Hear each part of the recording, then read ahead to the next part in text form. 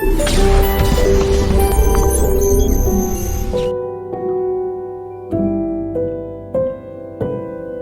Everyone. इस video में हम देखेंगे कि जो हमारे सिस्टम में एग्जिस्टिंग लोन नंबर हैं, जिन लोन नंबर्स पर हम पहले से काम कर रहे हैं, उन लोन नंबर्स पर हम डेटा कैसे अपडेट करते हैं। सपोज कोई भी लोन नंबर हैं जिन पर हम ऑलरेडी काम कर रहे हैं, जैसे मैं आपको दिखा देता हूं। मान लीजिए यह एक पर्टिकुलर लोन नंबर है। इस लोन नंबर पर कस्टमर का एक भी अल्टरनेट नंबर नहीं है, इसलिए सपोज अगर बैंक ने आपको उस कस्टमर के 4 नंबर या आपने खुद से स्किप ट्रेसिंग करके 4 नंबर इस कस्टमर के निकाले, तो वो हम बल्क में कैसे अपडेट करते हैं। तो देखिए, एलोकेशन पर क्लिक करते ही सबसे फर्स्ट कॉलम आता है अपलोड न्यू रिकॉर्ड। तो यहां जब भी बैंक से एलोकेशन आता है तो वो अपलोड करते हैं, जैसा कि पिछले वीडियोस में देख सकते हैं। Update existing record. एक लोन नंबर पर कोई भी इंफॉर्मेशन हमें अपडेट करनी है, मींस आपको बाद में रेफरेंस की डिटेल मिली बैंक से या आपको डीपीडी अपडेट हुआ, तो फर्स्ट कॉलम हम लोन नंबर का लेते हैं और second column, third column, fourth column वो लेते हैं जो डेटा हमें अपलोड करना है। तो जैसे मैं एक्सेल सीट बनाकर दिखा देता हूं आपको। तो मान लीजिए कोई भी हमने फर्स्ट कॉलम ले लिया लोन नंबर, सेकंड कॉलम हम लेंगे डीपीडी। अगर हमें डीपीडी अपडेट करना है तो थर्ड कॉलम अगर हमें अपडेट करना है कस्टमर का रेजिडेंस एड्रेस, तो हम चाहें तो यहां से भी हम हेडर वो डाउनलोड कर सकते हैं। यहां आप किसी भी आईडी से अगर लॉगिन है तो आपको माई प्रोफाइल में जाके सैंपल अपलोड फाइल पर आप व्यू करेंगे तो यहां से आपको सभी फाइल्स के हेडर मिल जाएंगे। चाहे कोई भी फाइल है, upload new record, existing record, alternate number, states record का बल्क अपलोड कर रहे हैं या एनसीडी का रिकॉर्ड आप अपडेट कर रहे हैं, तो उसके लिए आपको यहां से हेडर की फाइल मिल जाएगी। तो अभी हम एग्जिस्टिंग रिकॉर्ड के लिए देख रहे हैं, तो यह मैंने डाउनलोड किया।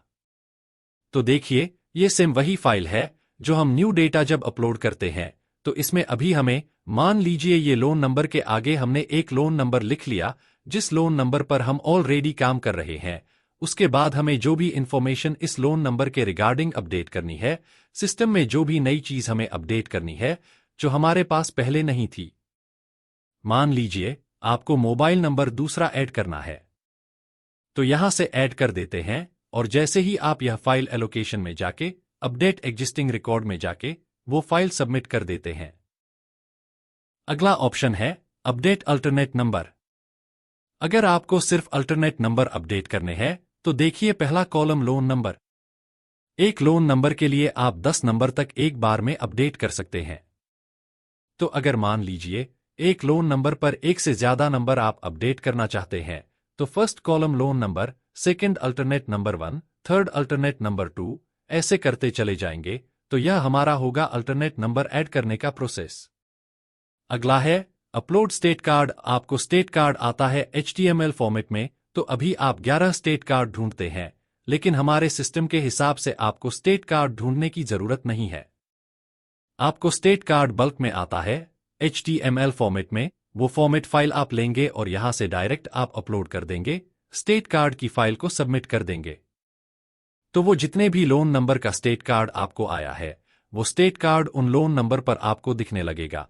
वो आप लोन डिटेल पेज में देख सकते हैं। वो भी मैं आपको दिखा देता हूं। जब आपने स्टेट कार्ड अपलोड कर दिया, उसके बाद कोई भी लोन नंबर में ओपन करके दिखाता हूं। अगर इस लोन नंबर का स्टेट कार्ड मैंने अपलोड किया इस CRM सिस्टम में, तो यहां ये ब्लू हो जाता है।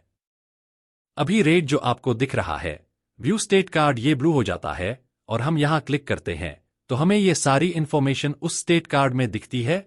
Asset details, repayment history, PDC amounts information, payment detail और follow up details.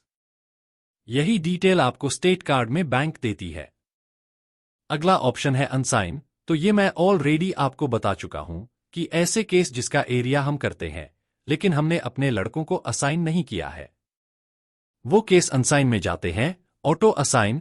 Auto assign में वो केस जाते हैं जो एरिया भी हम करते हैं, लड़के भी हम विजिबल करा रखे हैं, बट उन केस को हमने अप्रूव नहीं किए हैं।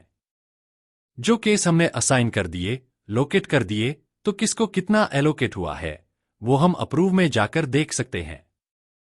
नो सर्विस एरिया में ऐसे केस देख सकते हैं जो एरिया हम करते ही नहीं हैं। तो कभी कभी बैंक की तरफ से गलती से भी हमें एलोकेशन में कुछ केस ऐसे आ जाते हैं जो एरिया हमारे पास नहीं है, तो वो केस हमें विड्रॉ करके बैंक को वापस भेजने होते हैं। तो वो केस हम नो सर्विस एरिया में देख सकते हैं। आगे की इन्फॉर्मेशन जानने के लिए आप हमारा अगला वीडियो देखिए।